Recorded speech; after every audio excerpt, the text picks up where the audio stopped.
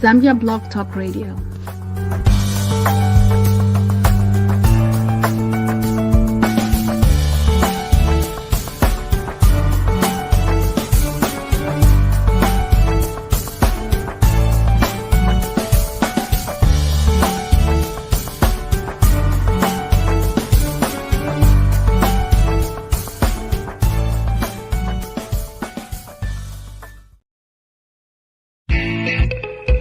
Do you want to promote your business on Zambia Blog Talk Radio? Yes, that's right. Live on Zambia Blog Talk Radio. To book your spot, just make a donation by picking from the following categories.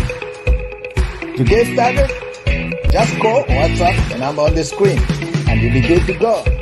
Live on Zambia Blog Talk Radio every Saturday for 1 full month. And it will stay on the recorded shows.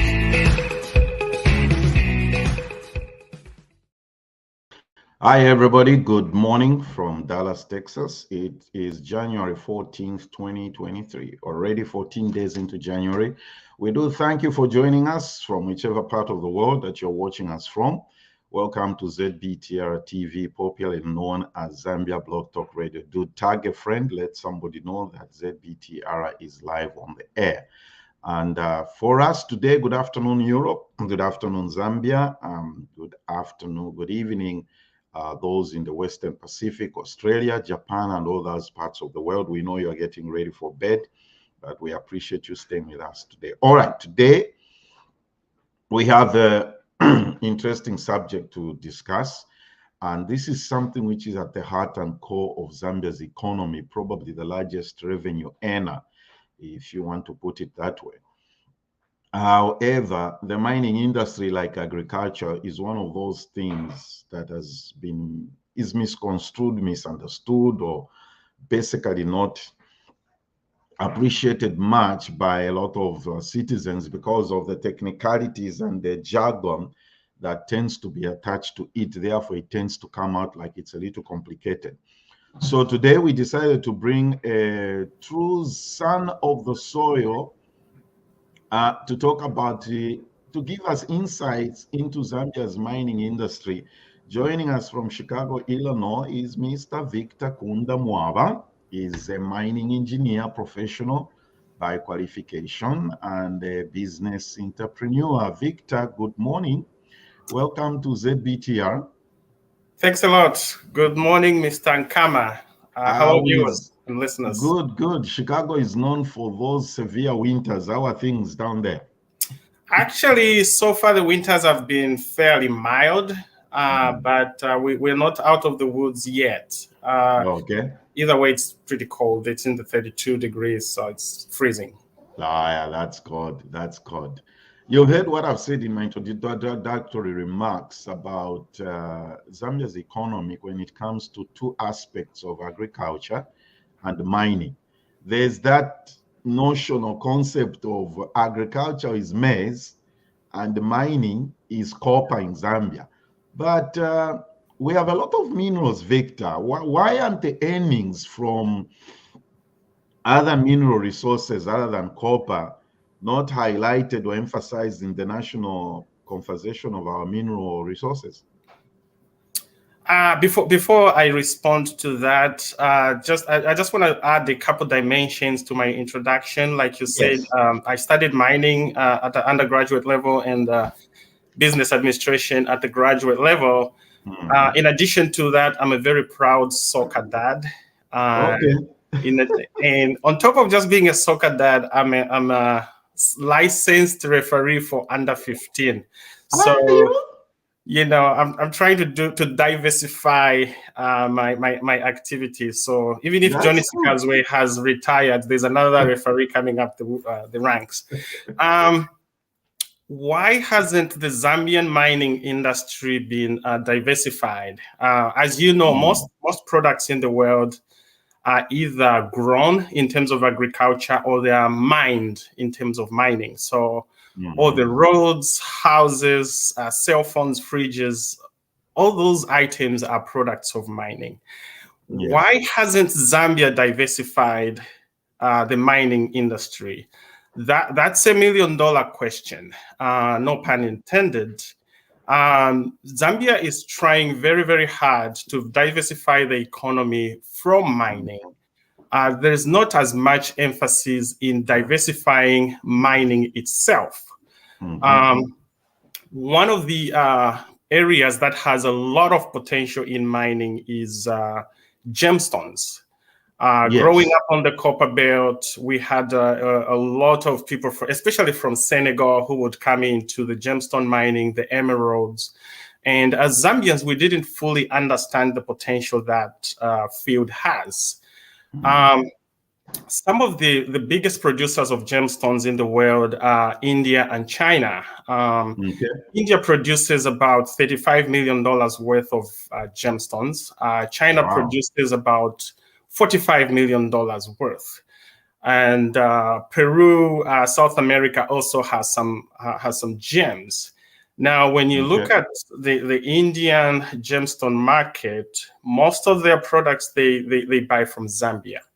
So $35 billion worth of products, the majority of which comes from Zambia. Now, when you look at $35 billion worth, you compare to the Zambian copper mining economy, which brings in revenues around $4 to $5 billion.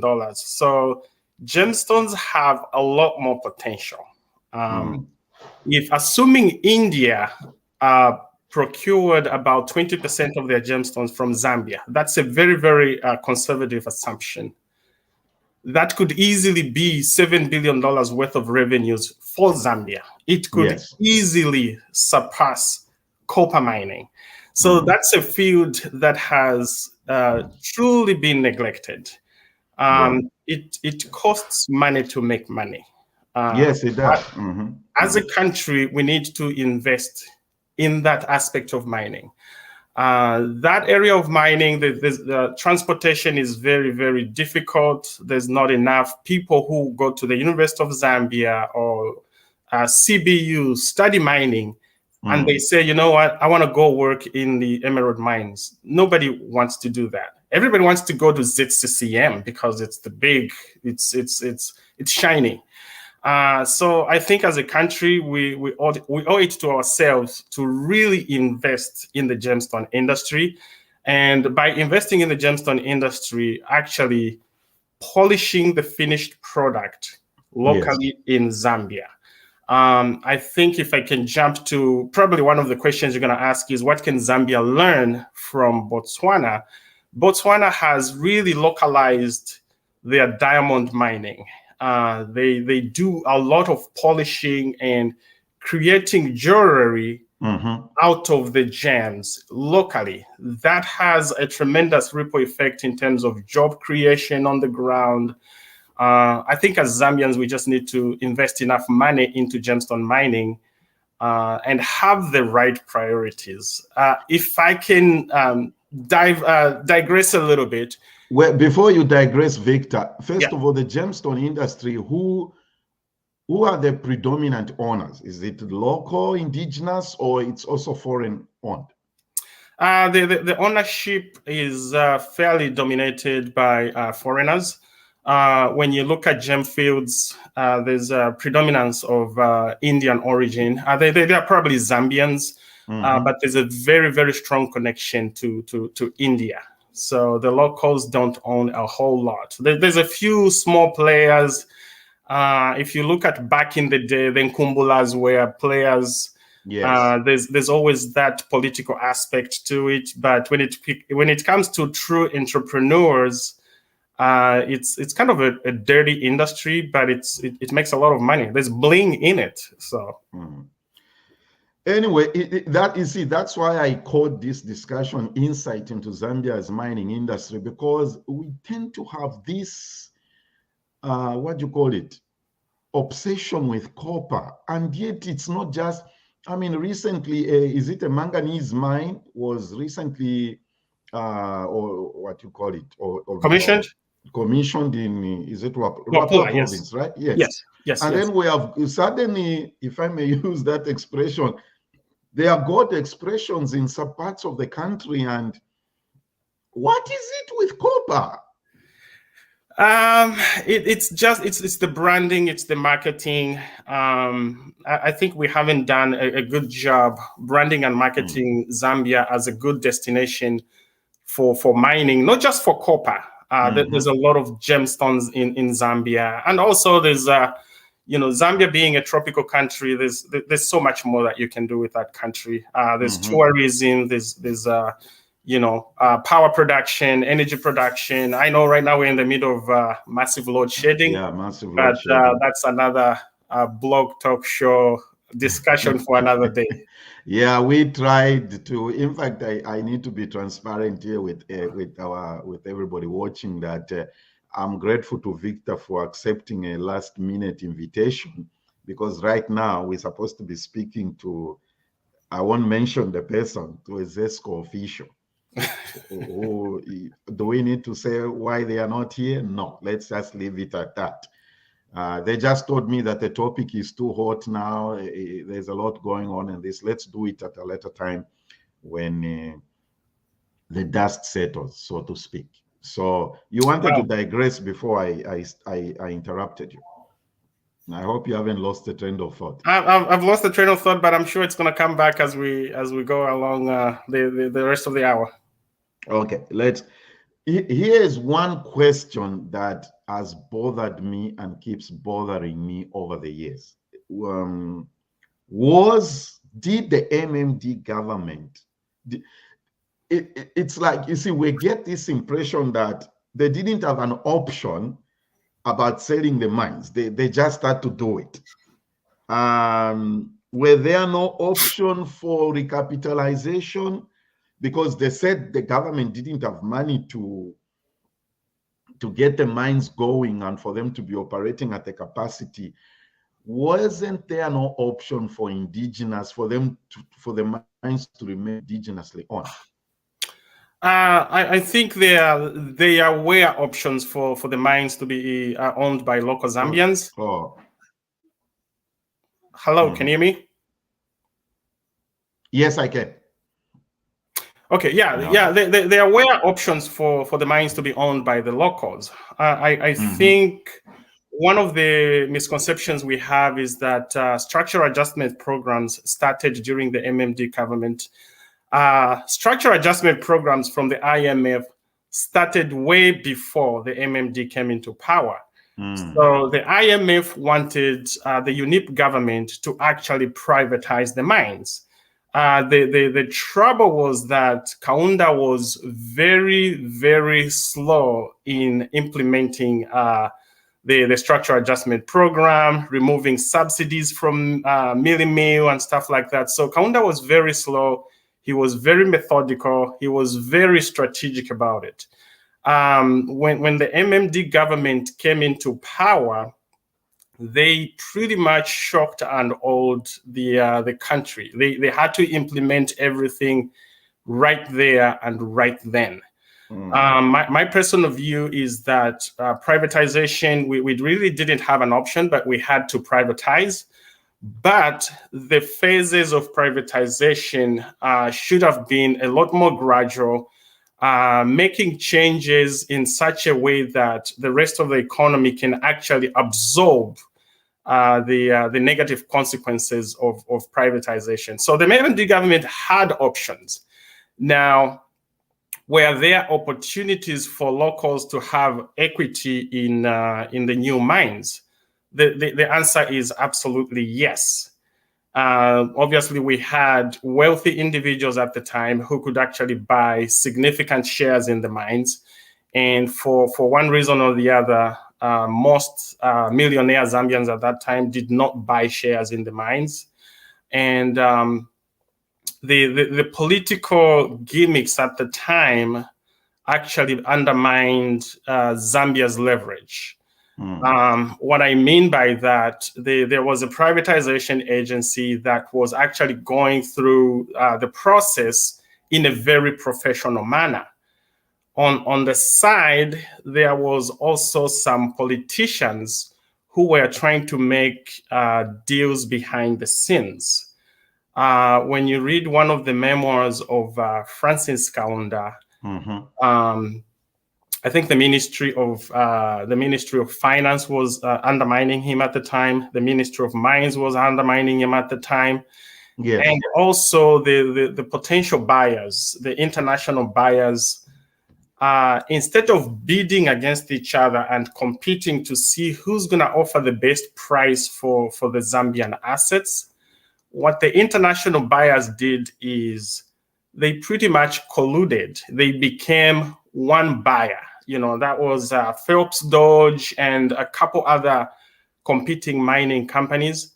They decided to become one entity and offer one bid. That is totally unacceptable. Like, how did they even get that through? Who does that during an auction? One buyer, and it's either you take it or leave it. Obviously we have the benefit of hindsight right now looking back, but those three entities should have been competing against each other instead of pretty much creating a monopoly and say, here's an offer, take it or leave it. Absolutely unacceptable. So those are the errors that we made during the privatization process. It should have been prolonged out. There should have been a very strong local content criteria. Okay, the locals should own so much. We should create more and more industries. Other mining jurisdictions are actually doing that, forcing internationals to create more value addition locally. They're just now doing that. I think we had an opportunity during privatization to put those conditions into place, but looking back, hindsight being 2020, we did not. We missed the boat. Okay. Victor, can you hear me? Yes, I can. Okay, my whatever video is frozen, but as long as you can hear me and everybody can hear me, we'll continue the conversation. Did you pay your internet bill? Maybe that's why it's frozen. Just kidding. No. Just kidding. I know. See, the point that you have raised about the way the potential investors did this thing, it is almost interesting. It gives some information which most people were not aware of. And why didn't we sort of do the way KK was running the mine, so to speak? You know what I mean? Kaunda was 49%, 51%, Is that right? That is correct. Was, yeah. So what was wrong with that? What was wrong with that? There was nothing wrong with that. I think, like I said, a lot of other mining jurisdictions are actually going for that. In Indonesia, for example, they've given Freeport-McMoran, one of the major American miners running a copper mine in Indonesia, they've given them a time frame by which there will be the minority shareholder in the Grasberg mine. So the Indonesians will own the majority of the shares versus the Americans owning that. Okay. So Kaunda had that opportunity, Chiluba had that opportunity, but a lot of investors, they actually want to have the majority share. I think when you have the majority share, you can direct the investments the way you want them. Personally, I think it's okay to be a minority share, but even as a minority share, you must be able to exercise your leverage. That's true. That's true. Look at Elon Musk. He owns 9% of Twitter. I mean, how much leverage does he have in Twitter? It's 9%, but he controls that whole entity. Yeah. When you look at ZCCM and First Quantum Minerals, ZCCM owns 20% of the Kansanshi mine, and what we hear from ZCCM is say, well, we only own 20%. There's really nothing we can do. You're like, look, there's a guy who owns 9% of Twitter, and he can run that thing. You own 20%, and you are playing the sympathy card. You really don't know the rights and privileges that really come with owning 20% of especially golden shares, which By now, they are now going to be diluted. There's a whole different proposed transaction, which is a scam, in my opinion. But let me not jump the gun. That's a good one. I like that one. I like that one. Thank you. Anyway, so Victor, let's come to one of the most recent happenings in our country concerning this aspect of things. Okay, over the years, Zambia has failed to handle or manage the issue of taxation from the mining companies. Okay? Yes. Is it due to lack of adequately qualified personnel handling negotiations, or we've just been lied to that it's complicated? I'm trying to use as simple layman's language here as I can. We've been lied to that it's complicated. It's not complicated. Mining is a fairly simple business. I remember when I was working in Arizona, my fellow, I was a technical superintendent. This guy was a maintenance superintendent, and he didn't have a whole lot of education.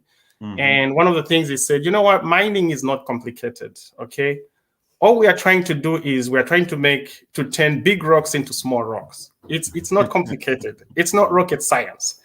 When it comes to taxation, why do we fail to capture the true value of the mines? Yeah. Every business wants to minimize their taxes. It doesn't matter whether the business is in Zambia or even here in Illinois. One of the major employers in Illinois here, as you know, is Caterpillar. Caterpillar has several manufacturing facilities in Illinois, but they have a very robust tax department which looks at ways to minimize their taxes. So fairly recently, they had one of the top 5 consulting companies design a scheme where the materials, the assets that were being manufactured in Illinois, they were being exported to Europe for whatever reason. So once they get exported to Europe and then they get sold globally, and that's to avoid American taxes or Illinois taxes. Okay. So they were just benefiting from Irish taxes. So obviously the American government said, you know what, this is nonsense. You're creating so much value in Illinois and then you export. And so Caterpillar is going through some tax settlement and trying to be on the good side of the law.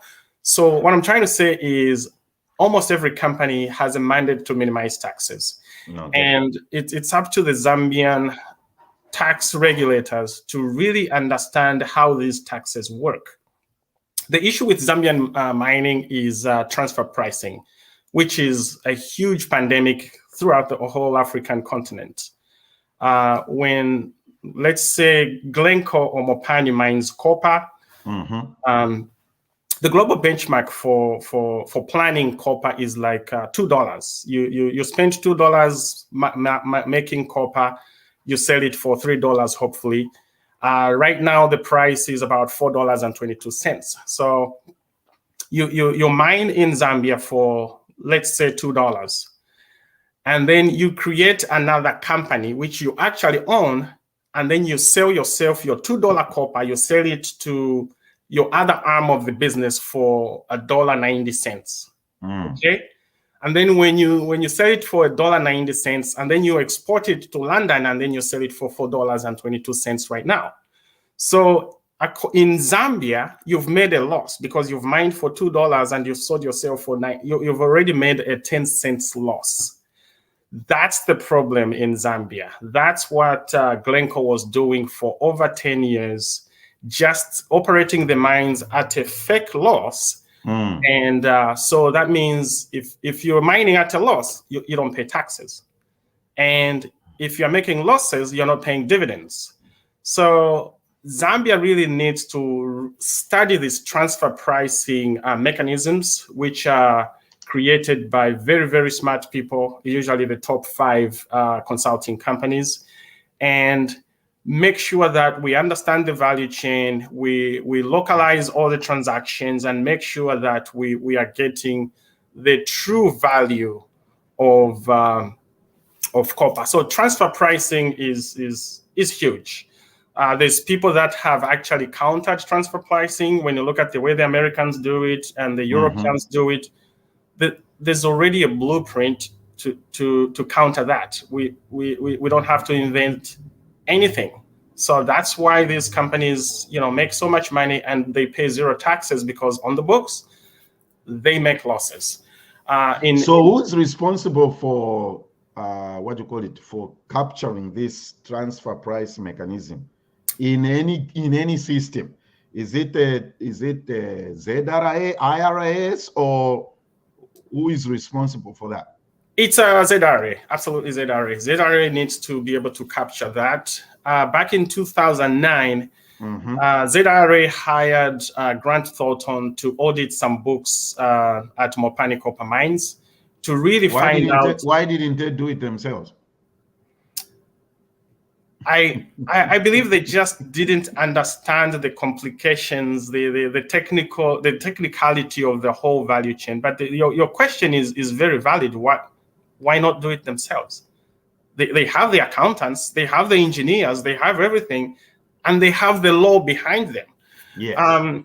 In Zambia, we tend to be very scared of these big conglomerates. We don't want to upset them, because if we upset them, they'll start, they'll leave, and then we're going to be in hot water if they leave. So I get it. Sometimes you have to hire somebody else who understands taxation more than you, maybe. So they hired Grant Thornton to do an audit on Mopani Copper Mines books back in 2009. Glencore resisted the auditors left, right, and center. One of the contentions back then was that Glencore was paying somewhere around $200 million a year in salaries for the employees in Zambia. So they were really trying to drill down and say, are you really paying $200 million a year? So Grant Thornton was able to establish somewhere around $120 million worth of wages being paid in Zambia. So where is this other $80 million coming from? So they tried to drill down and find out from Glencore and say, what's this number? Where is it coming from?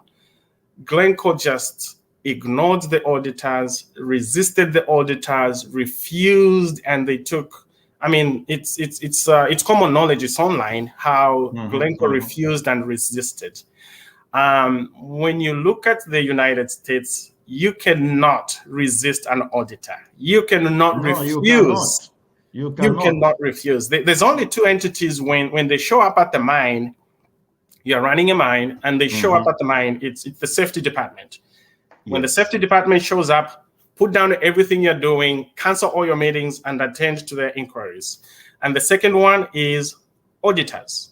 Yes. If you resist the auditors, they just make a phone call to your CEO or CFO, your job is done.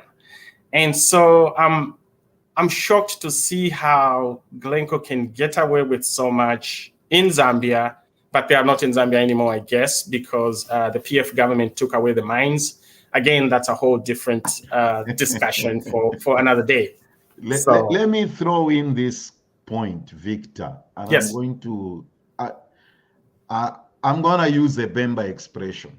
Sure. The way Glencore responded to the visit of the auditors. Unfortunately, Missoula. And it's a very condescending way of doing that. In this day and age, a lot of companies are putting so much emphasis on ESG compliance and really making sure that the social impact of a business is positive in the location they are conducting the business. Yes.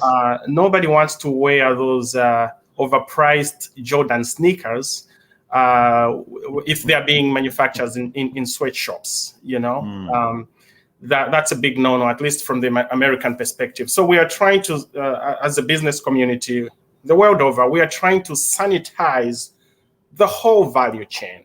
And I think the Zambian copper mining industry really needs to sanitize the whole value chain and make sure that the local communities in which mining is being conducted, they are not being marginalized. I mean, if Glencore is paying $120 million in salaries, and then they are reporting that they are paying $200 million in salaries, of which $80 million is just siphoned out of the bottom line, sent to Switzerland. That's basically how much what taxation is being lost out of that $80 million of fake salaries?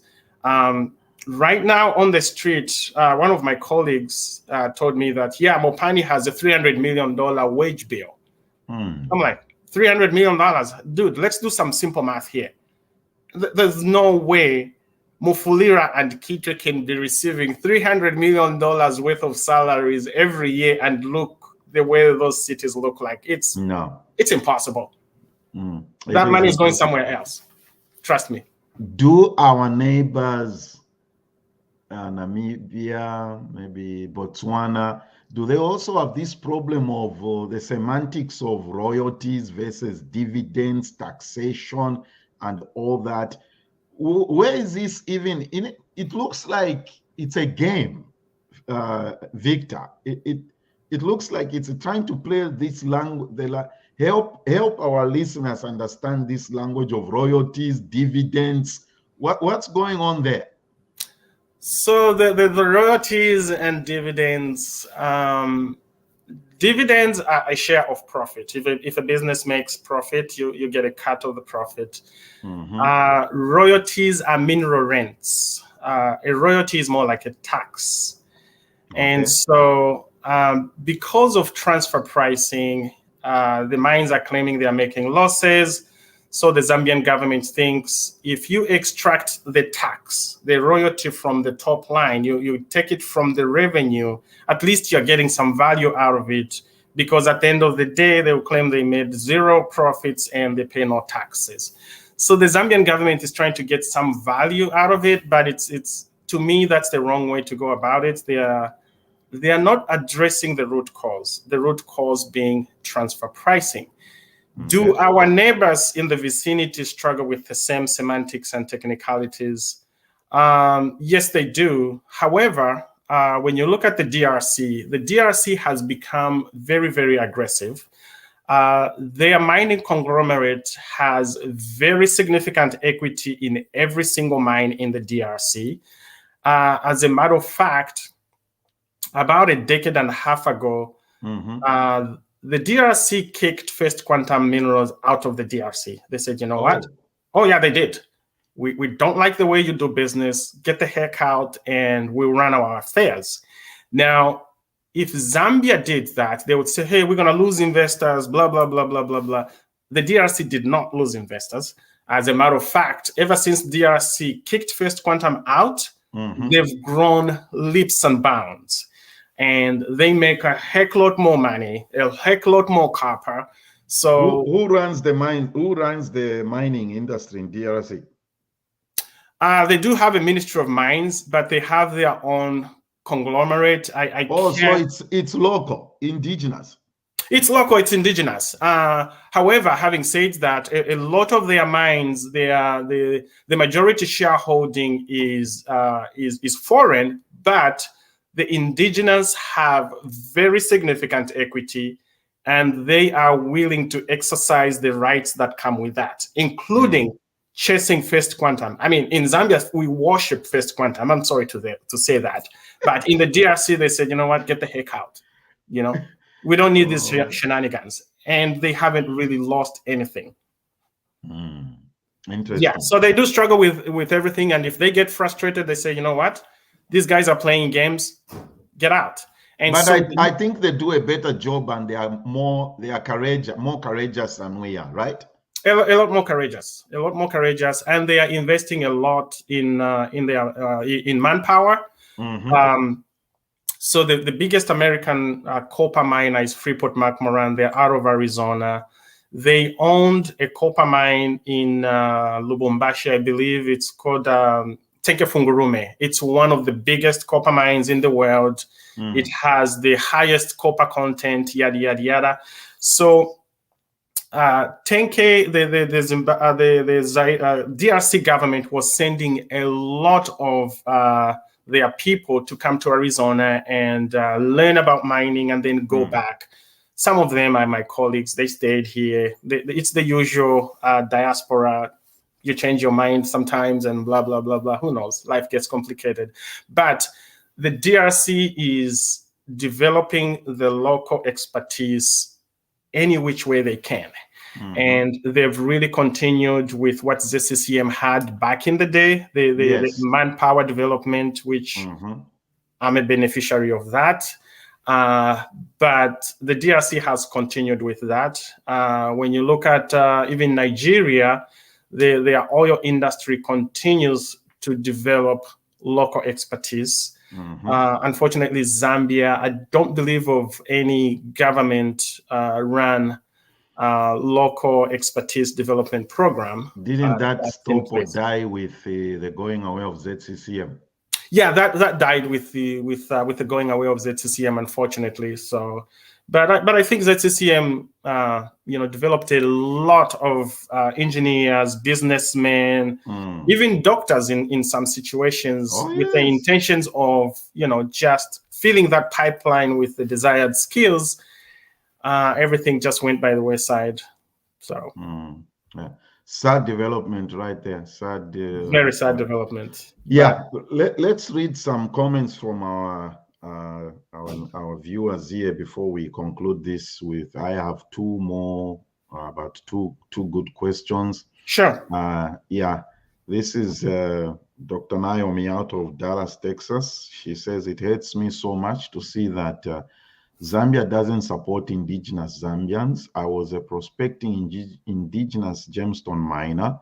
The land mine was given to me by the chief Njimanjovu, and the government got and gave it to Senegalese. In the usual story, Victor.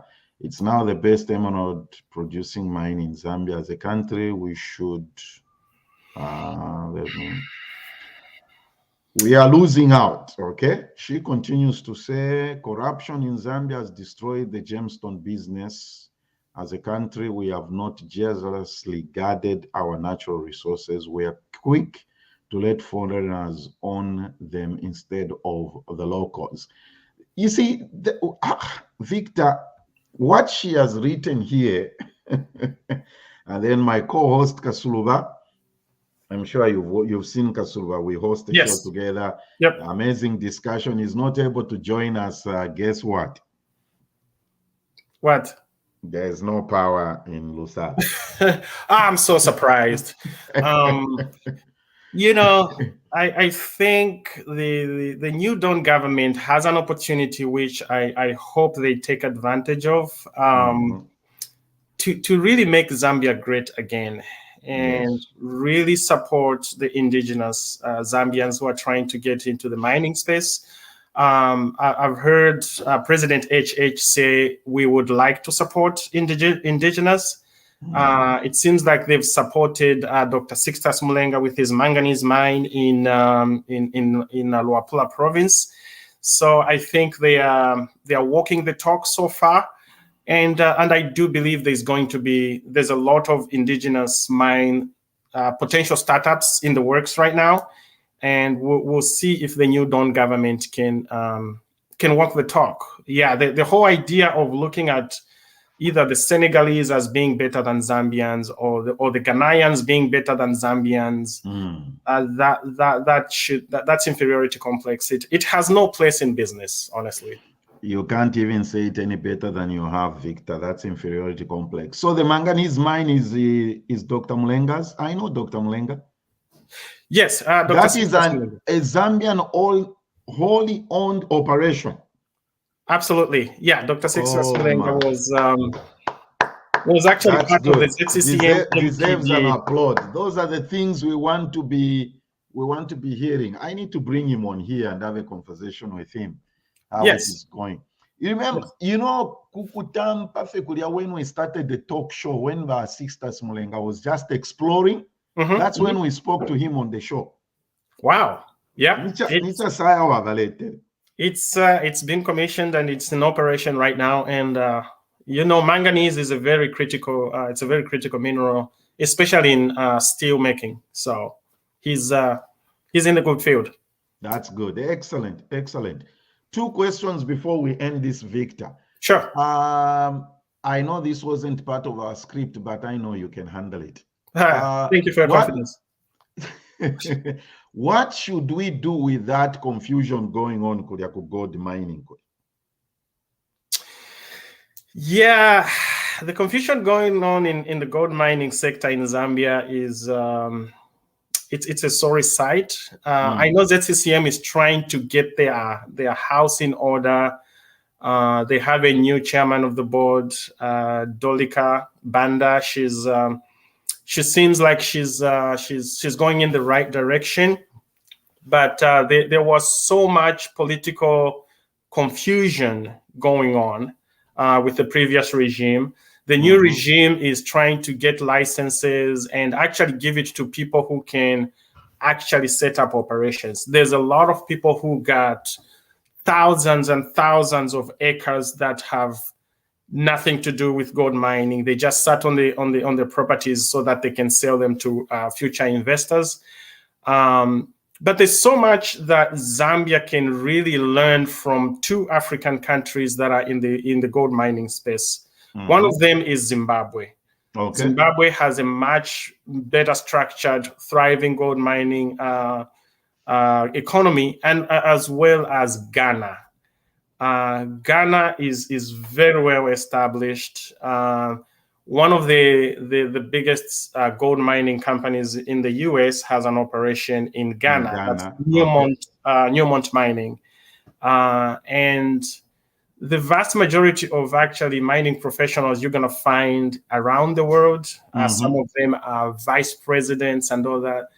Most Africans, you'll find they are Ghanaian origin, and most of them have a gold mining background. Yes. So, I mean, it's only a single flight from Lusaka to Ghana, Accra, and we can learn so much from the Ghanaians. Zambia trying to do it alone, it's obviously not working. If I can use a Bemba expression, twendevabilite mwenso. Sometimes you really have to leverage the numbers, work together as a global gold mining company or as Africa Region Gold Association, and really get the leverage. Sometimes when you are by yourself, isn't it surprising, Victor? You mentioned Zimbabwe. I'm saying to myself, I thought the impression we are given by the media is that Zimbabwe, everything is in pieces and tatters. There's nothing working there. Oh, no. Zimbabwe is thriving in the gold sector. Oh, wow. Yes. We can learn a lot from the Zimbabweans. Yeah. So I think I like your point of saying regional, organizing ourselves regionally, how to manage our mineral resources and things like that. People of God, sorry, you can't see me. Like Victor says, I didn't pay my Wi-Fi bill. I've got technical people who are giving me advice what to do, but I'll confess that I don't want to do it because I'm afraid I might just drop the whole show. Okay? That's just, at least you can hear me and Victor can hear me. That's fine. And let's end by this. Dr. Munsanji has been with us for years. You know Dr. Munsanji. Yes, I do. Oh, yeah, he's my bululu. Yeah, he's your relative. Okay. Yep. What is he's saying? We'll end with this, with Dr. Munsanji's question and Brenda's comment and Dr. Naomi's final comment. What is the social responsibility of the mining industry? Are the current mine owners, Victor, doing what ZCCM used to do? I think that's what Dr. Munsanji is asking. Give scholarships and healthcare or whatever. I know Mupani runs the Malcolm Watson Hospital. I don't know what's going on. Yeah, I don't think they're doing enough. and I think the Chinese are now running in Kana Mining Hospital. They call it Sinozam something something.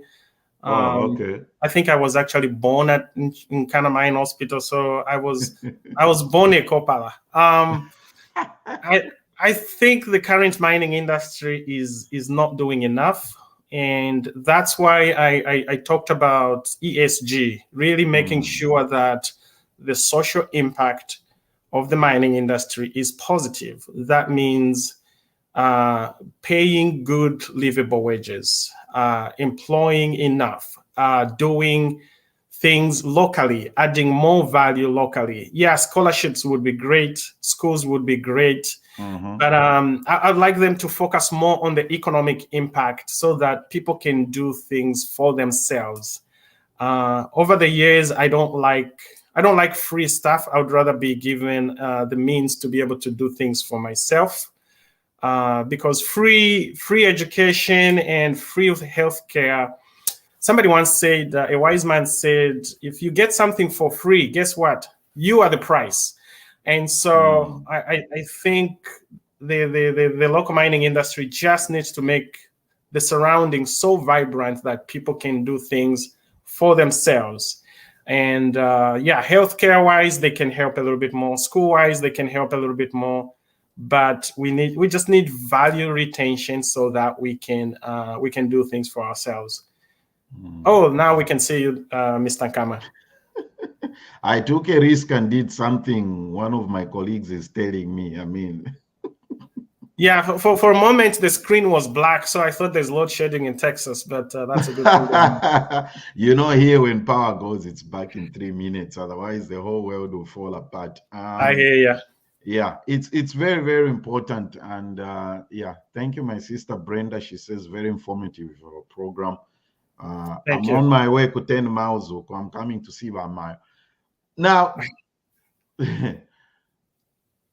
Victor, thank you so much. That's why we call this Insight into Zambia's mining industry. Part 1, we shall do a part 2 in February. Victor is working on some things. We're going to go a little bit more technical. Not too technical that my uncle in Kashikishi won't understand, but just a little technical. We'll keep it high level. We'll keep it high level. We'll keep it high level. Thank you, everybody, for your comments and everything. So what should we do? Where do we go from here, Victor, as a nation? What should we do?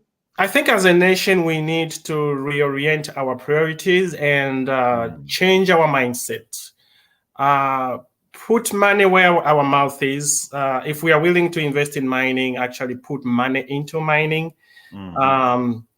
When you look at our football programs, FAS just hired a new coach for the national team. Don't even start that. I've been singing about that, Vic.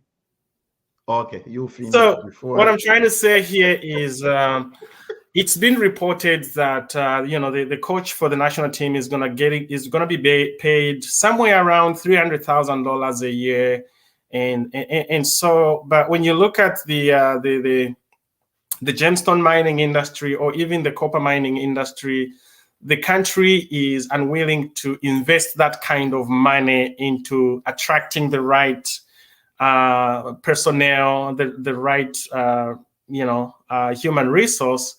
If you're going to pay peanuts, you're going to get monkeys. I think it's high time the Zambian government and the Zambian people really invested to attract their sons and daughters all over the world. Yeah, I know dozens in North America who are executives in the mining industry who can add so much value in Zambia if they were given the right incentives. So the focus we have in soccer, let's push it to mining. Let's push it into gemstone mining. And I think Zambia will be great again. Excellent. Ladies and gentlemen, Victor Mwaba, a mining professional of 14 years, and he's an mining engineer by qualification and by profession. Victor, thank you for taking the time. Ladies and gentlemen, in February next month, sometime around the middle of the month, we shall do a part 2 where we shall go into You know, the thin writing at the bottom of the documents. The fine print, absolutely. The fine print, that's the word. That's a fine print. Thank you, Victor. I appreciate you taking the time. Thanks a lot for inviting me, and I appreciate the listeners and the callers and the viewers. Your time invested in this effort is not wasted. Excellent. Looking forward to the next time. Yes. God bless. Everybody, next week we'll be talking about youth empowerment. That's going to be our discussion next Saturday. So join us then, and thank you for tuning in. Do you want to promote your business on Zambia Broad Talk Radio? Yes, that's right. Live on Zambia Broad Talk Radio. To book your spot, just make a donation by picking from the following categories. To get started, just call or WhatsApp the number on the screen, and you'll be good to go. Live on Zambia Broad Talk Radio every Saturday for 1 full month, and it will stay on the recorded shows.